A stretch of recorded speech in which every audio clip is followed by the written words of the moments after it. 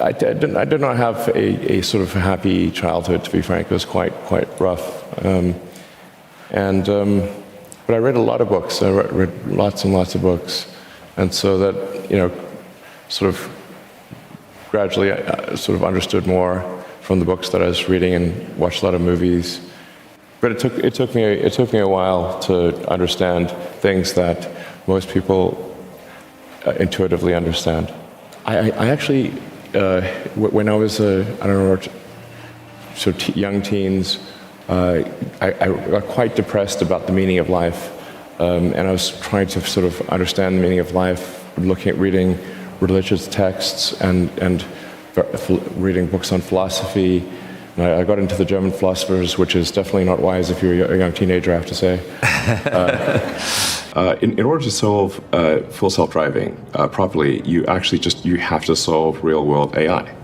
Because you say, like, what are the road networks designed to work with? They're designed to work with a biological neural net, our brains, and with vision, our eyes. And so in order to make it work with computers, you basically need to solve real-world AI. Yeah. But thinking about the economics of this, if you can replace a $30,000, $40,000 a year worker, which you have to pay every year, with a one-time payment of $25,000 for a robot that can work longer hours, doesn't go on vacation, it could be a pretty rapid replacement of certain types of jobs. How worried should the world be about that? I wouldn't worry about the sort of putting people out of a job thing. I think we're actually going to have, and already do have, a massive shortage of labor. So I think we will have not people out of work, but actually still a shortage of labor even in the future. But this really will be a world of abundance. Any goods and services will be available to anyone who wants them. That it'll be so cheap to have goods and services, it'll be ridiculous. That is part of an epic 80-minute interview, which we are releasing to people, members of TED 2022, right after this conference. You should be able to look at it on the TED Live website. There's public interest in it. We're putting that out to the world on Sunday afternoon, I think, Sunday evening. But if you're into this kind of stuff, definitely a good thing to do over the weekend. Now then, so Elon, a few hours ago, you made an offer to buy Twitter. Little bird tweeted in my ear or something, I don't know. By the way, have you seen the movie Ted about the bear? I have. It's a good movie. Don't mention that here. So, was there a question? Why make that offer? Well, I think it's very important for there to be an inclusive arena for free speech, where Twitter has become kind of the de facto town square. It's just matched the laws of the country, and really, there's an obligation to do that.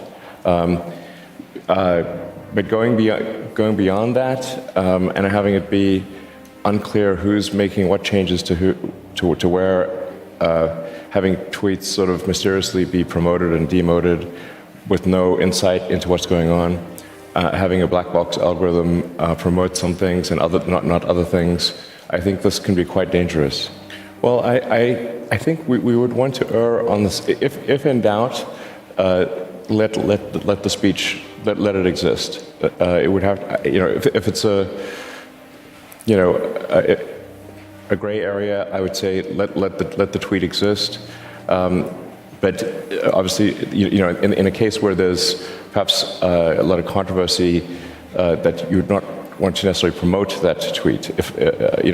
So I'm not saying that I have all the answers here, but I do think that we want to be just very reluctant to delete things and have just be very cautious with permanent bans.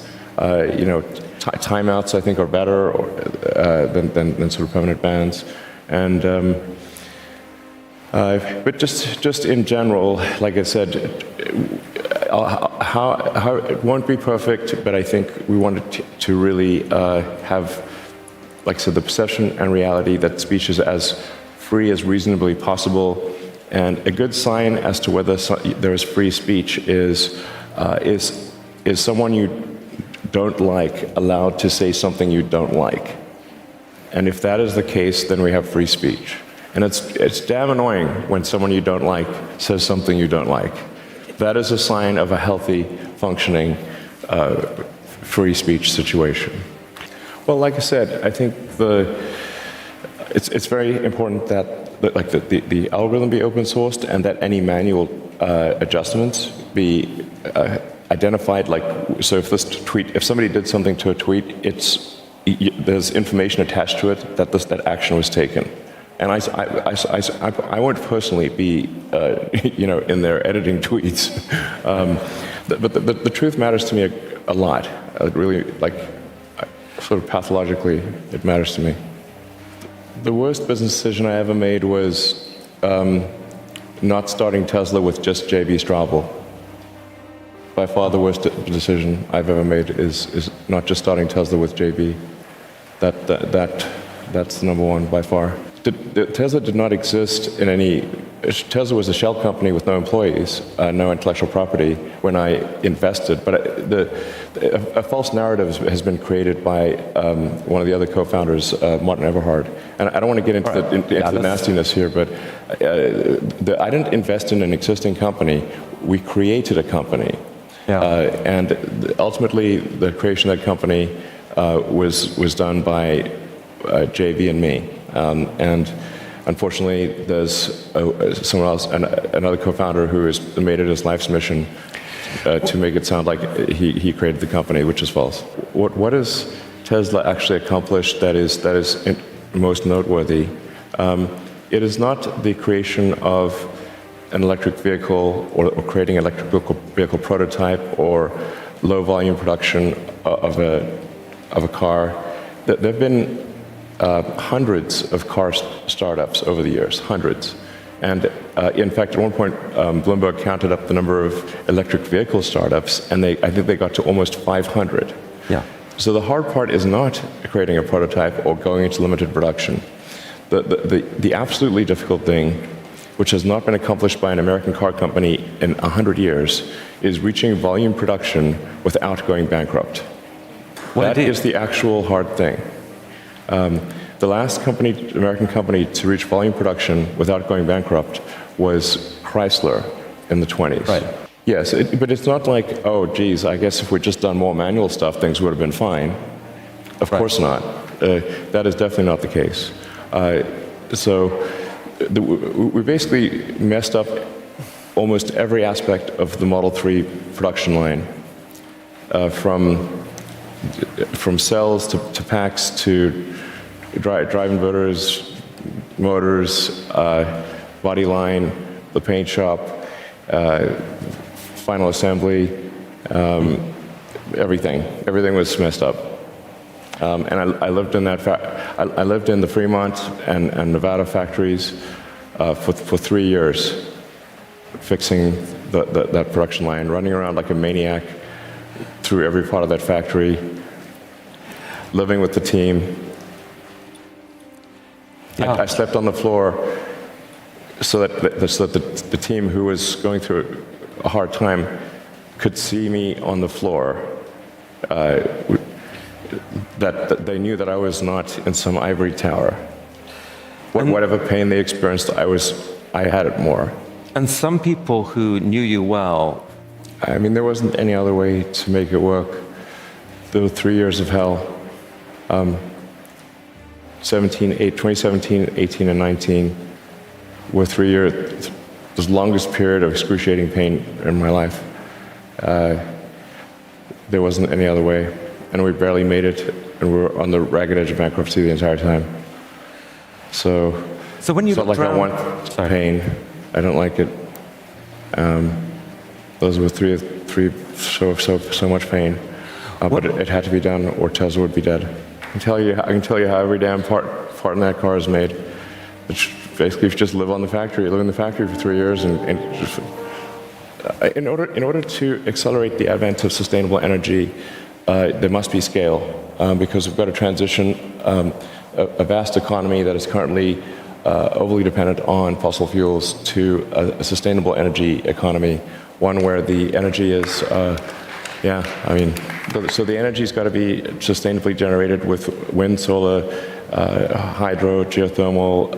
I'm a believer in nuclear, as Isabel, I think, gave a talk about, and then since solar and wind is intermittent, you have to have stationary storage batteries, and then we're going to transition all transport to electric. If we do those things, we have a sustainable energy future.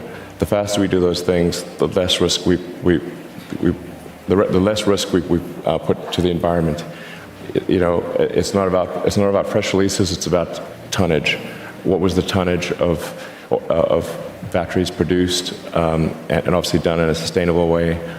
And our estimate is that approximately 300 terawatt hours of battery storage is needed to transition transport, electricity, and heating and cooling to a fully electric situation. Others there may be some different estimates out there, but our estimate is 300 terawatt hours. Yeah, it's like basically how fast can we scale and encourage others to scale to get to that 300 terawatt hour installed base of batteries. Right. And then, of course, there'll be a tremendous need to recycle those batteries, and it makes sense to recycle them because the raw materials are like high-grade ore. So people shouldn't think, well, there'd be this big pile of batteries. No, they're going to get recycled because even a dead battery pack is worth about $1,000. So, but this is what's needed for a sustainable energy future. So we're going to try to take a set of actions that accelerate the day and bring the day of a sustainable energy future sooner.